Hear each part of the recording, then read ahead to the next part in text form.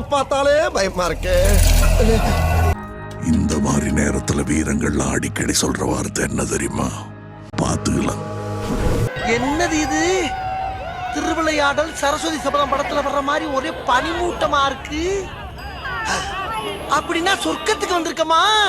5, 4, 3, 2, 1. Happy New Year!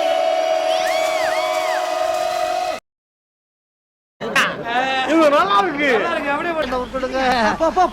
அவனை சொல்லிட்டு அண்டிச்சு போ. கூடத போடுறது. போடா வீடு போ. போய் சோத்த போய் குழம்பு வச்சு சாப்பிடுங்க. வேலை வெட்டிய பாருங்க.